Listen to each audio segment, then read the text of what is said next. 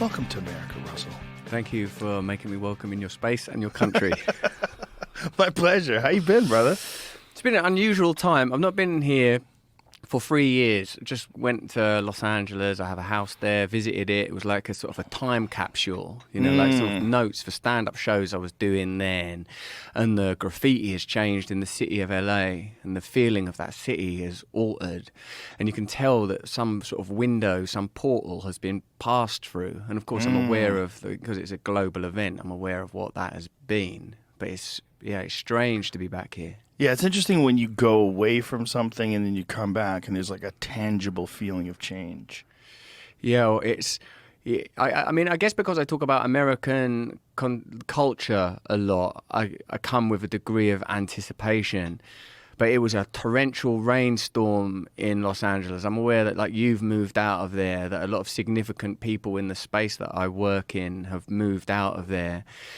And there was a feeling of uncanniness and eeriness. Some of the familiar sites for homelessness have been cleansed as if by Travis Bickle's rain. You know, it's sort of like just...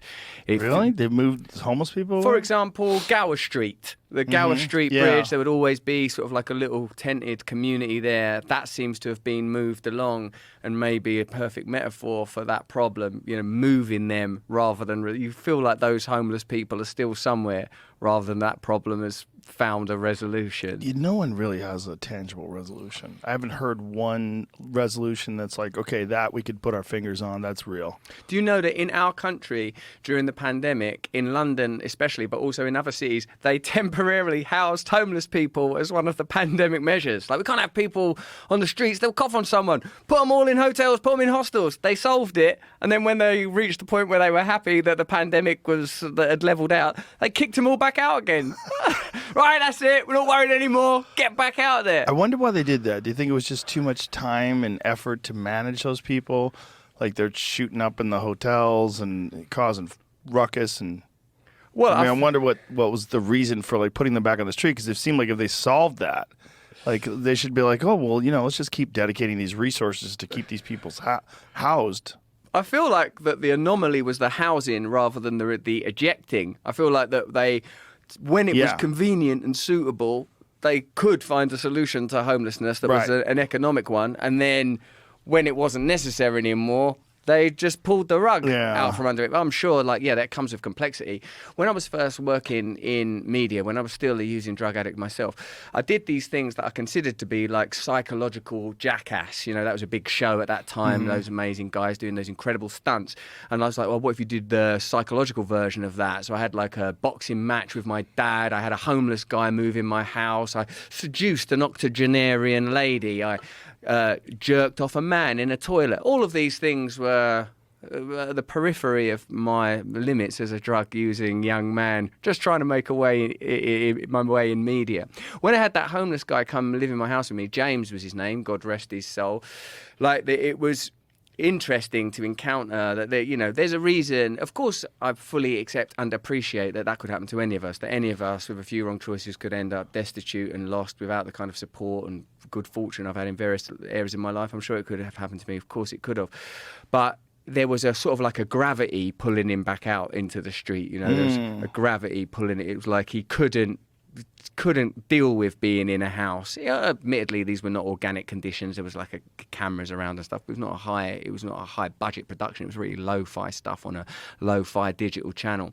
But being around that guy, he was like a heroin user. I was using heroin with him at that time. The sort of peak of the show was when I got into, we had a bath together. That was like, I thought, what's the most intimate thing you could do with a person to sort of overcome the idea that homeless people are somehow dirty or different, or, you know, like they should be excluded from society. So I had a bath with this guy. This stuff's still online somewhere, I presume. And, it pushed both of us to our limit. In the end, James decided that he preferred homelessness to bathing with you. That's right. He made his choices. In the end, we just got a taxi to nowhere. Just got a taxi for him and just let him out anywhere. He'll work his own way in the world. Yeah, so of course, that problem of vagrancy and destitution, it's a difficult one to tackle. It makes me think that the culture is laid upon the planet. Like all culture, all civilization is laid upon the planet, laid upon Gaia, laid upon the earth. Like, when you have people on here like Graham Hancock and Randall Carlson that talk about like the potential for like these seismic events and cataclysmic events that have reset civilization, it makes you recognize that all of our reference points, other than biological and cosmological, are cultural reference points and therefore temporal. And so a person living in a tent in the street is in a sense living a hunter-gatherer lifestyle in contemporary America, or living a post-apocalyptic lifestyle in contemporary America. It makes me think sometimes, Joe, maybe the apocalypse is not a forthcoming event. Maybe the apocalypse has already happened. Maybe we're living in already its gentle threads are encroaching upon apparent civilization. When you're in comfortable, defined and designed spaces, you feel like everything's okay. The end of the world is impossible. And it just seems like entertainment when you hear about nuclear treaties being torn up, that it can't actually happen. But of course it can. It's so temporal. It's happened forever. It's always happened. The people that it happened to then, they never saw it coming either. The way you're saying is very interesting, because I think the apocalypse is here on Earth. It's just not here, like right here in Austin. It's not like right here in the studio, but it's in the Congo. Yeah. Like if you go to a cobalt mine in the Congo and you see a 19-year-old woman with a baby on her back mining for cobalt and inhaling toxic fumes, you're like, okay, well that's the apocalypse. Yeah. They have no electricity, they have no clean water, they make very, very little money, and they work all day, and they work for a company that puts cobalt into lithium-ion batteries that are in everyone's smartphone. So the height of our technology is directly connected to what's essentially slave labor. And that's the apocalypse. I mean, that might as well be the apocalypse. That might as well be Mad Max. It might as well be. I mean, it's just as bad. It's just as horrific. There's a very beautiful bit of investigation. I saw that episode. Siddharth Kara, yeah. He wrote that. What is the book called?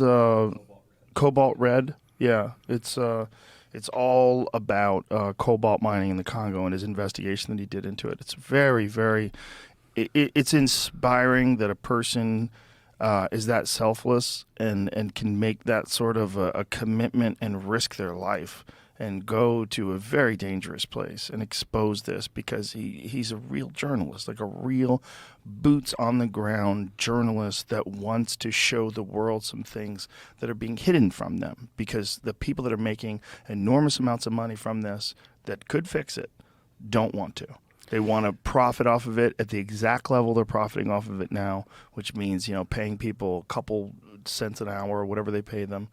It's horrific.